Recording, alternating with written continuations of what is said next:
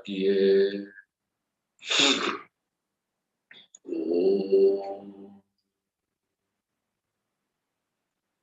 शान्ति शान्ति शान्तिः।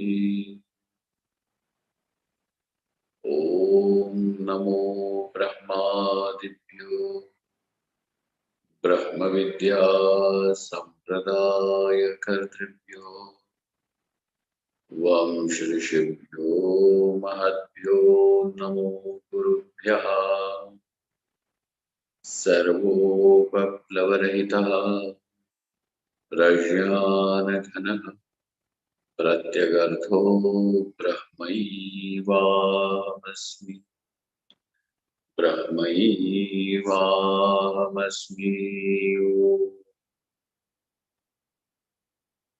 वेदान्तार्थविभासकाय गुरवे शान्ताय सन्न्यासिने नानावादी नगेन्द्रसङ्घपवये योगीन्द्रवन्द्याय च मोहध्वान्तदिवाकराय भगवत्पादाभिधां बिभ्रते तस्मै भाष्यकृते नमोऽस्तु सततम् पूर्णाय बोधात्मने।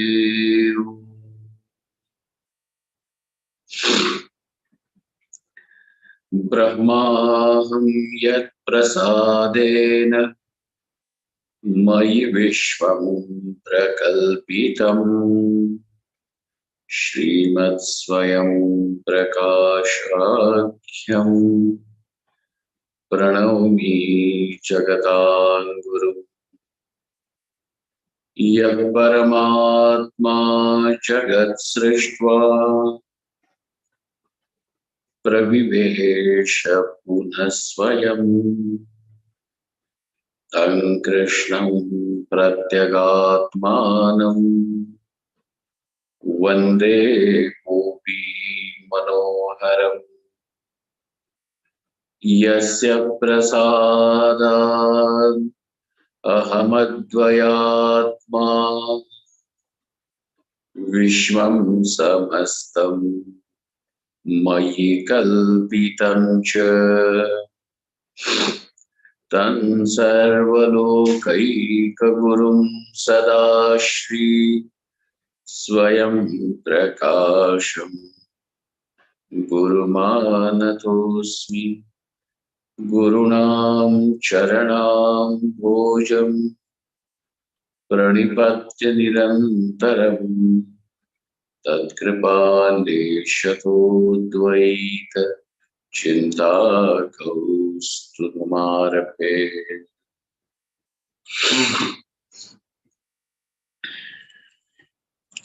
Presently, the topic is about determining whether Hiranyagarbha and Vaishvanara is Ishvara himself or not.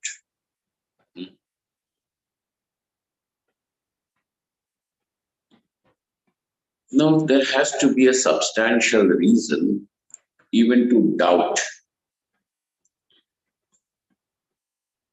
because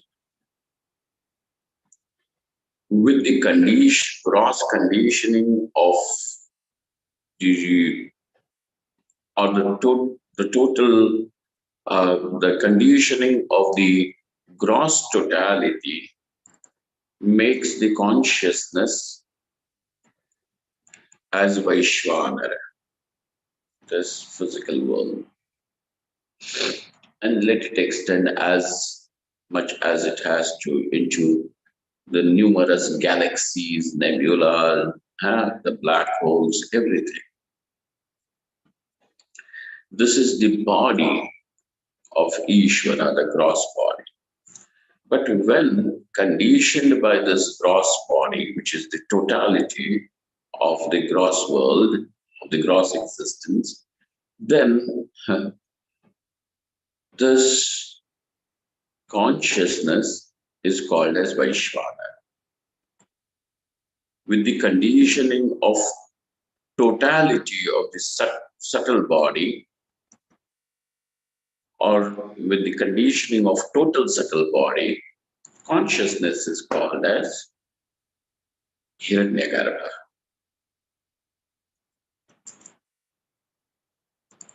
So now the question, and with the conditioning of the total samashti karana deha, the total causal body, consciousness is Ishvara. Okay. Now we have three states or three stages.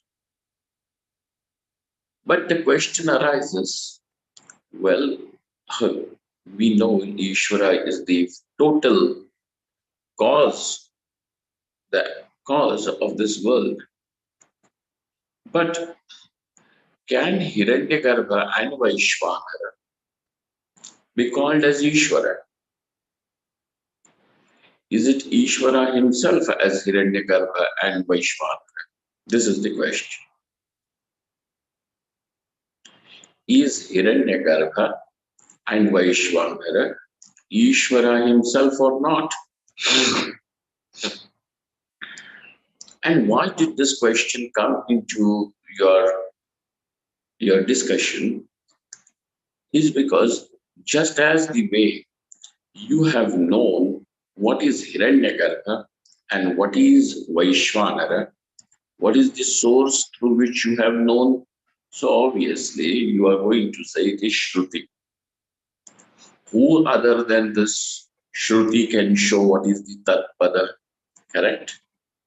And therefore, now the Shruti alone is the source. Then why should you have a doubt? So the Purva Paksha says, there is a justification for that doubt also to exist. And what is that? Because the Shruti in other places, so there are some other Shrutis, sentences from the Veda, sentences from the Upanishad, which now show that this Hiranyagarbha and Vaishvanara somewhere it is said got scared, was afraid, or where is it gone? Or they were in some sort of the Hiranyagarbha or Vaishvanara was in some sort of agony. So now, with these statements, we are left to doubt whether they should be considered as Ishvara himself. Bhaya and Arat, Bhayaratyadi Shravanat, Bhayaratyadi Shravanat, Katham Vaishvanara Sudratmanoho Ishvaratvam. Well then, if you cannot consider them as Ishvara, then you are left with no other choice but to say that they must be Jiva, because there is just two, Ishvara and the Jiva. Where is there any other possibility of any third category, Ishvara and Jiva? If they cannot be considered to be Ishvara, then naturally you will have to say that they are Jiva. And why did you say that? Because in Ishvara, to imagine there is Bhaya and Arati, to imagine that there is any kind of bhayam. Bhayam means fear or any kind of agony. Is what? is unbecoming of Ishvara. And another thing to tell you is that, sir, such kind of insecurity, bhayam, or anything are typically the characteristics of a jiva. And therefore, with this, we have a legitimate reason for the doubt to be there. As Vaishwanara and Hiranyagarbha cannot be considered to be Ishvara because they have displayed characteristics of a jiva. Having said this, now the Siddhanti comes and says, Siddhanti means the teacher, he douses that doubt. He says, look here, Shrutis like this are not meant to say that Hiranyagarbha and Vaishwanara are Jiva. Then if the Shrutis do not want to say this, then what is the purpose of this Shruti? He says the purpose of the Shruti is to generate Vairagyam, is to generate dispassion. Dispassion about what and for whom? So obviously for the person now who is trying to meditate, who is meditating that I am Hiranyagarbha, so that he attains the status of Hiranyagarbha. He discovers that I am the totality of the subtle world. I am the totality of the subtle world. So he discovers himself to be Hiranyagarbha. Or through the upasana of Vaishwanara, as I am Vaishwanara, he discovers himself to be Vaishwanara. And therefore,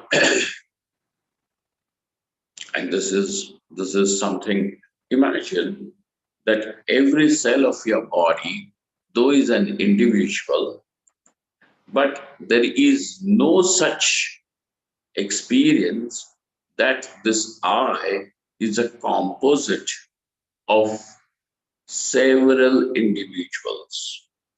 Now, what is the relationship of this totality and this individuality? Obviously, the relationship is of part and the whole. Yet, now we understand that this total I is in charge, is a supreme power for the small individual cells, all of the individualities. Like that, to discover oneself as the supreme power over this whole physical world, or the supreme power over the entire subtle world itself is an Aishwarya, is the splendor, is the splendor, the opulence, Aishwaryam, abundance.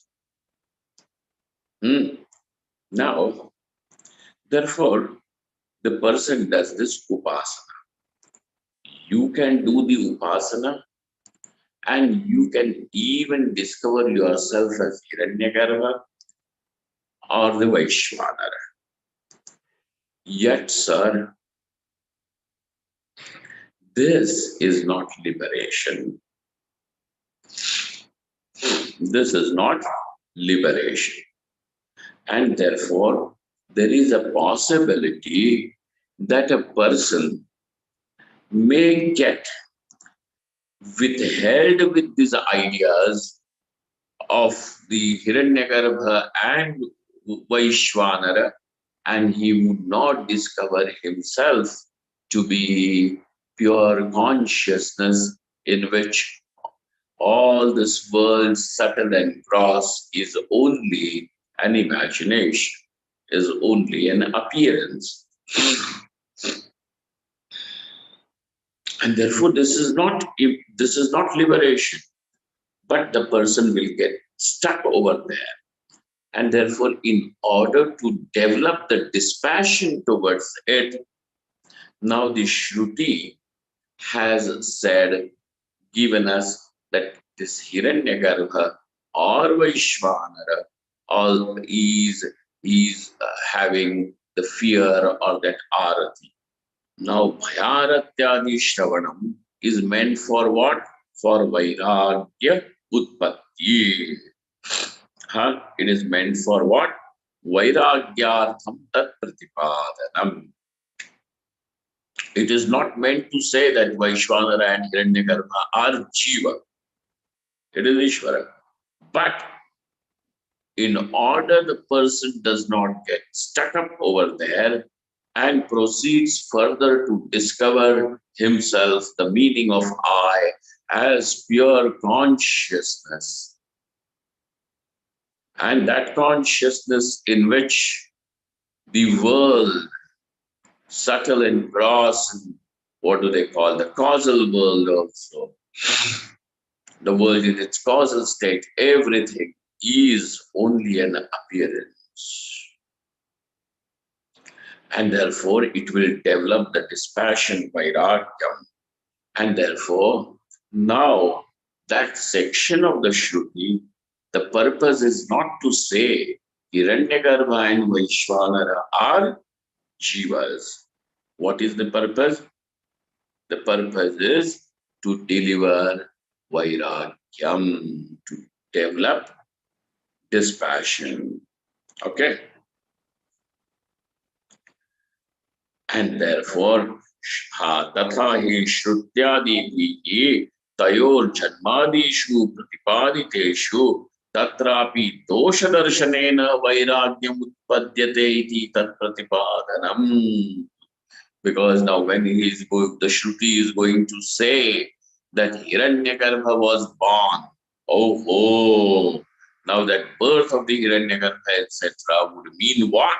Not to say that Hiranyagarbha is a jiva. Then meant for what? Meant to say that have dispassion and be very clear, set your eyes on liberation and nothing else. Not even the experience of this totality, experience of the power, experience of this supremacy. No, nothing. Go ahead and don't stop till you have reached the destination. Huh? Nacha tavata tayor jivatvam. Now on 101 page, you look at this 1, 2, 3, 4, 5, 6. The seventh line from the top. Seventh line from the top of the page. 101, page number 101, physical copy. Natavata tayor jivatvam.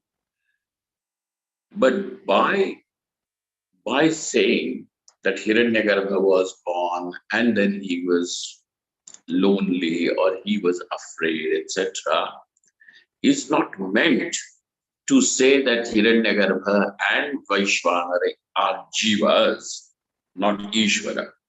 They are jiva. No. So he now extends the logic.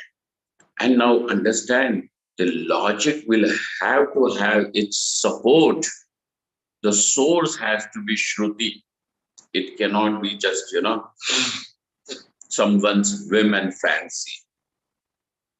Okay? So the whole discussion has to have the foundation of being pramana oriented, and pramana being Shruti. We will discuss only through the Shruti. Okay? So no other whims and fancies or any idiosyncrasies, anybody's, no matter whosoever it may be. No one's idiosyncrasies are allowed over here. It is only the Pramana. Now, Natavata tayor jivatvam. And by saying so, that Hiranyagarbha is born, etc., It does not mean Hiranyagarbha and Vaishvanara are Jivas. Na tavata tayoho jivata. Tayoho means whose of those both. Who both? Vaishvanara and Hiranyagarbha. Tayor jivatvam tathatve. And if you are going to just consider that way, that since it is said that they were born and he had some fear, etc., and fear or birth, etc., is associated only with ordinary mortals, the jiva, like that, Hiranyagarbha is also a jiva. If this is what you are going to use as an indication to conclude that Hiranyagarbha is a jiva, then such kind of sentences you are bound to find even related to Ishvara, even related to Ishvara.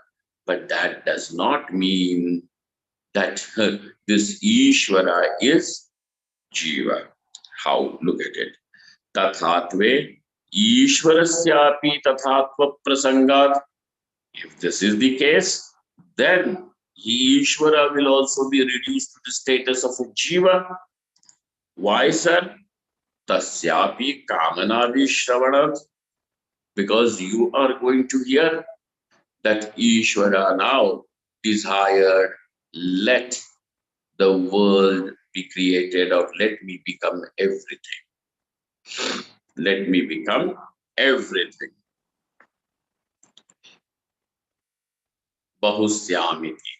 Let me become many and everything. This is what is Ishvara's sankalpa. This is then seen as Ishvara's desire. Now look at that. Kamana, a desire, is definitely, we are going to say, is something that is an indication of the jivahood, of incompleteness of jivahood. Now this particular Shruti is talking about Ishvara as desiring to become everything, all. Not that all is there and then he has desired to become all. He becomes, and whatever he becomes is all. So all desires to become all. Tasyapi kamanadi shravanat. Kamanadehe jivalingatvat. And then a desire, etc., is definitely an indication of being jiva. And therefore, now even by that logic of yours, we will have to reduce even Ishvara to the status of jiva. We will have to reduce Ishvara to the status of jiva. But over here, when it is said that Ishvara desires, it is not to say Ishvara is jiva. Then what is it meant for? It is simply meant for one to register that Ishvara is the Jagat Karanam, Abhinna Nimittopadana Karanam. It is meant to convey what? It is meant to convey Ishvara is the non-separable material and the efficient cause of the world. Remember these words, na? Efficient cause and material cause, like the pot maker is the efficient cause and the clay is the material cause. So statements like this, where Ishvara has a desire, etc., is not meant to give an idea that Ishvara is a jiva. What is the purpose over here? The purpose is different. The purpose is to convey that Ishvara is the material cause as well as the efficient cause simultaneously. At the same time, And therefore, just as over here, the purpose of saying Ishvara has a desire is different. The purpose is not to show or not to say Ishvara is a Jiva. The purpose is to show Ishvara is the simultaneous material and the efficient cause.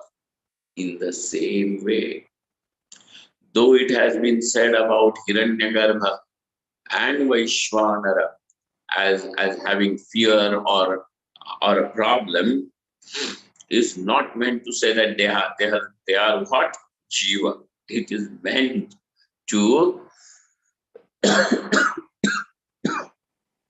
generate vairagyam. Vairagyam. Okay? Tat pratipadanam. Okay? Now.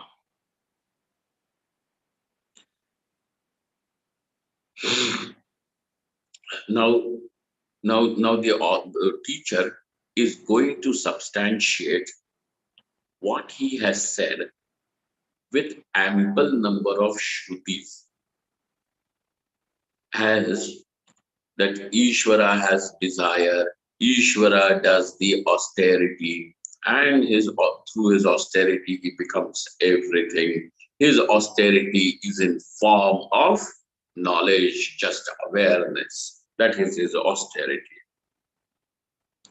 Now, all these things would go to to say that Ishvara is Jiva, according to you, by your logic.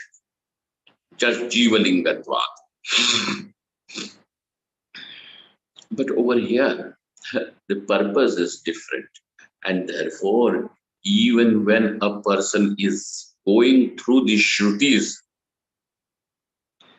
when the person is learning the Upanishad, he definitely needs a teacher to show him what is the right meaning. Otherwise, just as these modern scholars, in order that they can have some PhDs, they take up the Upanishad. A new discovery he has made in Upanishad, which is totally different from the traditional view, and all such things, they get it. Path breaking, a new one what? Now, whatever he's calling as new and all these things is nothing but his misunderstanding, because he does not have a proper teacher from the tradition to tell him that what you are concluding over here is not the purpose, and therefore this is distortion. What you are doing is distortion, and one must remember this. Distorting the meaning of Shruti is Mahapapa. It is Papa. It is a sin, something wrong. Therefore, one has to be really very careful when handling the Shruti. When you are going to handle the Upanishad, one has to be very, very careful. One has to be very careful, because a mistake, and if a person makes a mistake over there in that understanding and continues to hold on to that mistake, then the person is bound to lose his opportunity to have the knowledge which will liberate you. Thus, why is it called as sin? Because it is going to keep you in the status of suffering as the sufferer. It will not, then the distorted knowledge will, obviously, the knowledge is that Atma is Brahman. What would be the distorted knowledge? I am not Brahman, which you know even now that this is what you are thinking, that I am not Brahman, I am the sufferer. So what is the So in spite of having had the access to the Upanishad, the person will be bound to suffering. His suffering will not end. And therefore it is very important to acquire the Upanishad from the teacher of the tradition. It is not that there is some kind of a monopoly that we want to begin on it. No, it is not a monopoly or anything. It is simply that having had it from the teacher, which means that you have reduced the possibility of fallacy to 0%. That is the reason why it is said that the one who that the knowledge of the Upanishad should be acquired from the teacher. No, but we are independent human beings and independent thinking, and we will also have our own interpretation. Who is interested in interpretations? This is not subject to interpretation, it is a pramana. It is the means of knowledge, not means for you to imagine your interpretations. The interpretations are imagination. Somebody imagined it to be this way. Is this some sort of a modern painting that one person looks at that, the colors splashed, this is a horse. Then the second person comes, oh no, no, no. This is a maiden girl and she's waiting over there for her future husband to come. The third person comes and says, no, no, no. This is the city. Oh no, horse, a girl, and a city. God, what is this? Nothing. It is just that this artist had made some painting and his baby son came over there and messed it up, and now he has put it on sale.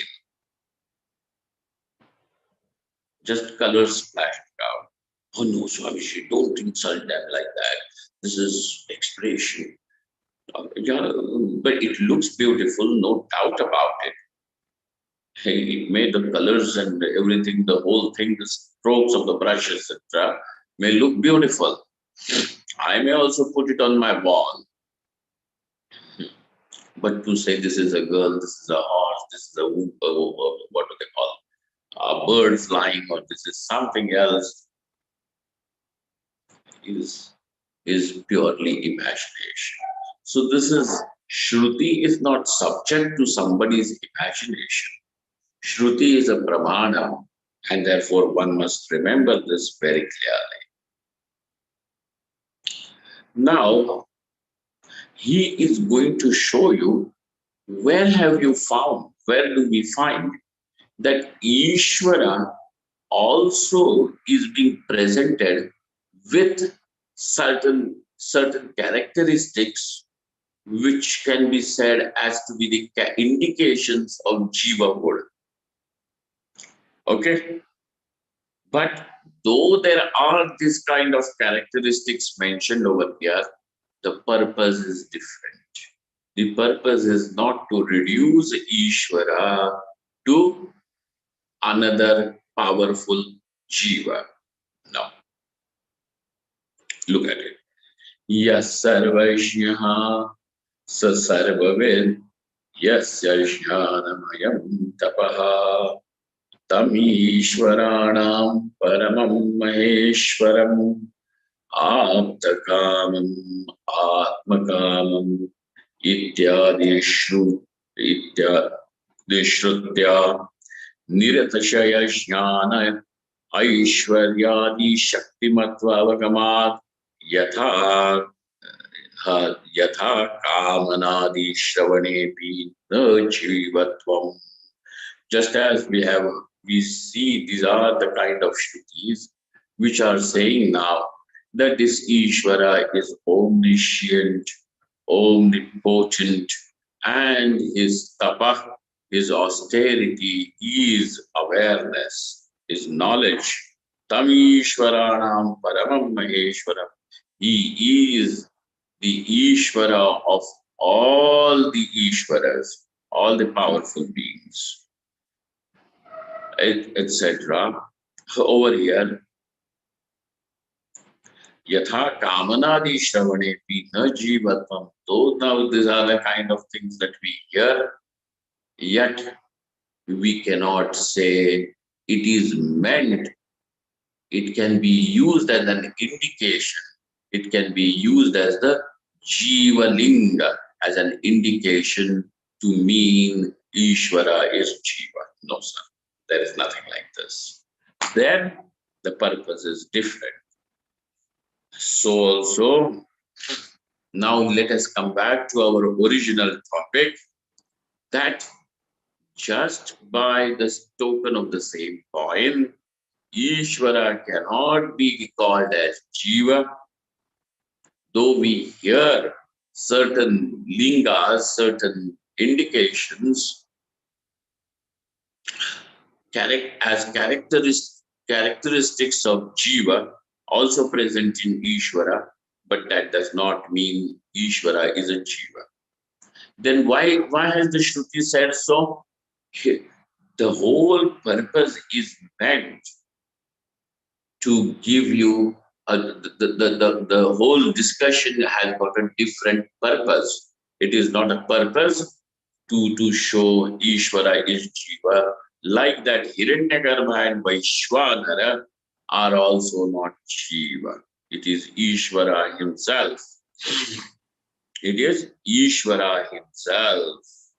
Tatha Janam Apratigham Yasya Vairagyancha Jagatpate Aishwaryancha Dharmascha Na Sahasiddham Chatushtayam. It is Smritya Sutratma Vaishwanarayogo Apratihata Swatasiddha Niratishaya Jnana Aishwaryadi Shaktyavagamat Janmadi Pratipadanasya Vairagyarthatvacha Na Jivatvam Ataha Ishwaratvam Eva Yuktam Cha Eta. Now he gives you a Shruti. A Smriti. What is it? Jnanam apratigam yasya. He is whose knowledge is unfailing. Apratigam is not, which cannot be falsified. His knowledge can never be called as wrong. Today, or cannot be called as less accurate. It is perfect. Today we may have Newton and what do they call Einstein and some other more scientists. And as the time develops or passes further, we are able to say that yes, Newton had the knowledge of physics, but it was not as accurate as Einstein's. Today, even at this point, you cannot say that Einstein's knowledge is perfect, that there is no further possibility of bringing more refinement, accurateness to it. No, you cannot say so. You will have to say, or you will have to admit that yes, there is still possibility that we can further know about the physical world. Correct?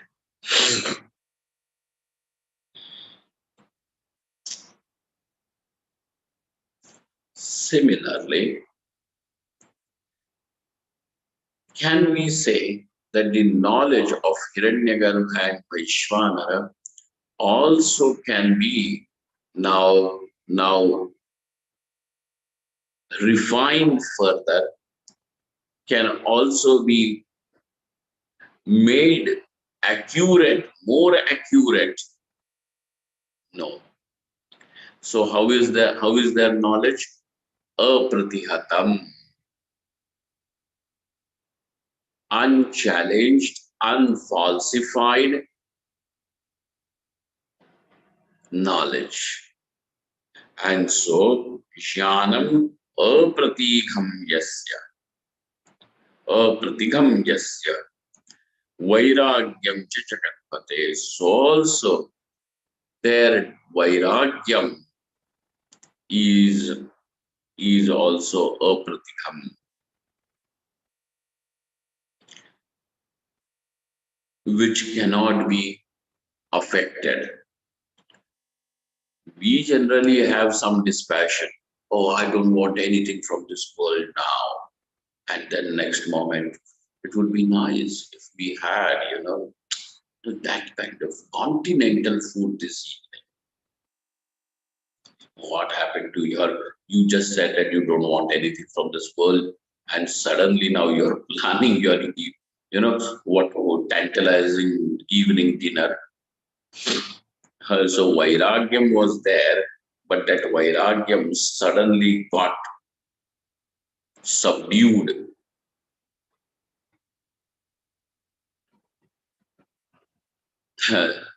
So the knowledge is accurate, the Vairagyam never gets subdued, and so Aishwarya, their splendor, their power, and their dharma is always Svatasiddham, is self-established, self-evident.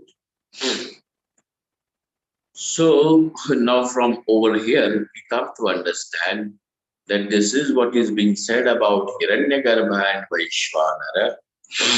And so they are not to be considered as Jiva or anything, but the idea that we want to discover myself as Vaishvanara, I want to discover myself as Hiranyagarbha. Yes, it is still possible that you can. Yet, why engage in that kind of an activity which still is not liberation?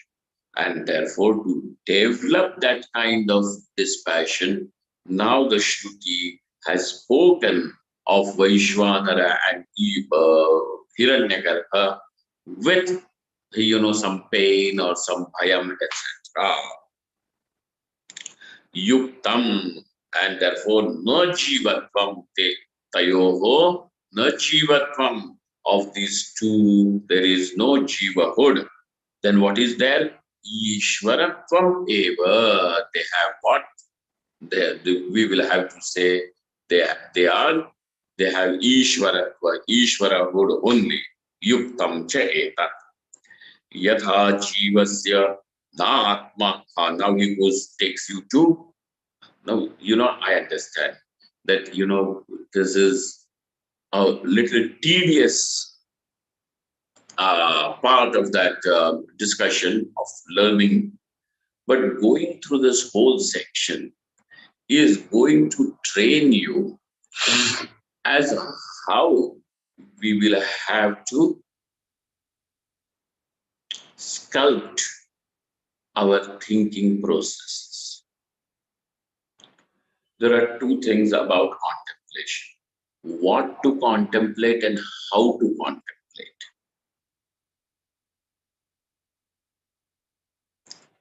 What to contemplate upon? Atma is Brahman. How to contemplate? Through like this. So you are not going tangent to the system. But why are you insisting on that system of the tradition? Because other than that system, you do not have an access to the knowledge. Oh, but what about those? There are two things. Either they have done this whole process in their earlier life, or those who have who do not give any importance to the Shruti, but who are talking about Atma is that the self is non-dual and all. Their non-duality is their women fancy. it will collapse just in front of somebody who has a sharper intellect than theirs. Then such people will resort to, we have mystical experience. Just then it will become only a war of ego and nothing else. This fellow went over there for liberation, but ended up only creating prestige issue and nothing else. Feeling offended. Look how these people are. They don't. Why, sir? You are there for in search of knowledge, for liberation, and then now your whole purpose is to prove that how correct you are and the rest of them are wrong. And therefore, how to contemplate is also equally important, and that is that we have to follow the Shastriya method, the scriptural, the traditional method. And therefore, the tradition, oh, but then you people are very obsolete, traditional, with very uninteresting things. It is uninteresting to you because you are interested in something else. Then first of all, look into yourself and find out what is it that you are interested in. And sooner or later you will discover all your interest was only in ego glorification. Therefore, do not underestimate what we are doing over here. This is what the parampara, the tradition is giving to you. It is the tradition of learning, the tradition of knowledge. But we want to break away and be a rebel. What rebellious things will you do over here? So what do you mean by we want to be a rebel? All such things are just useless ideas, and even people who lead mobs with this kind of concepts are nothing but opportunists. Therefore, we will not resort to anything, but we will stick to this and simply follow as how the tradition leads us. Therefore, Shankaracharya in one place, he says, Shastra Vidupi Asampradayavit Shastrajñopi Asampradayavit Murkhavad Upekshaniya. The one who does not know the tradition of knowledge, though that person may be a scholar,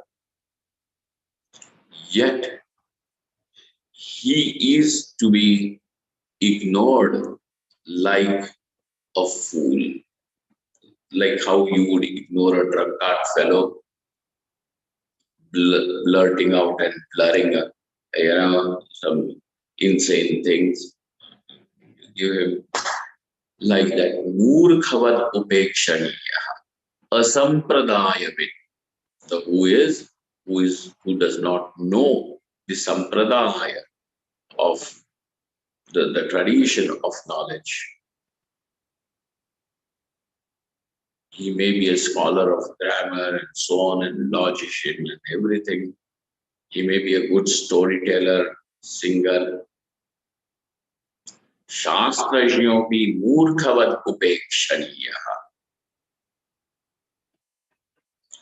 He should be dismissed. You can listen for sake of entertainment, but nothing more.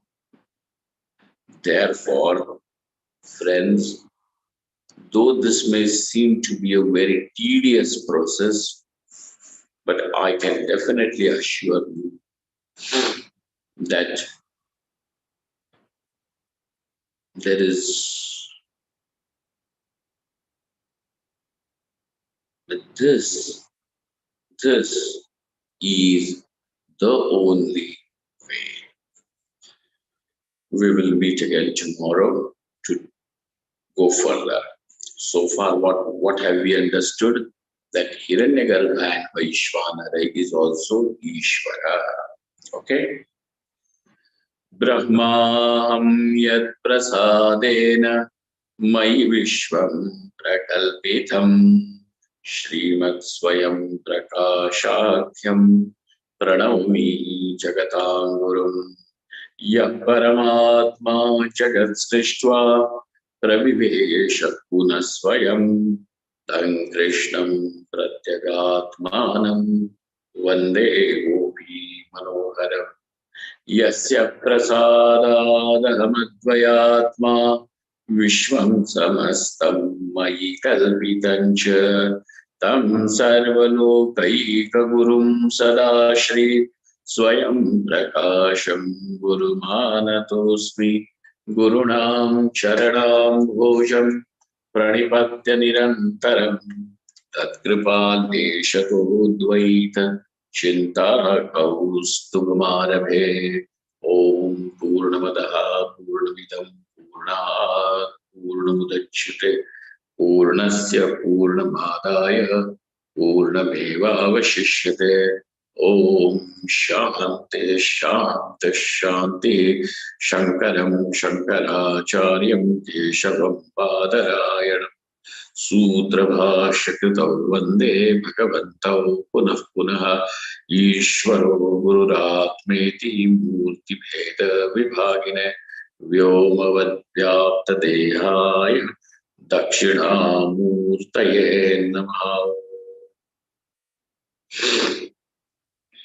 Mahadev, Mahadev, Mahadev. Thank you very much. Thank you all.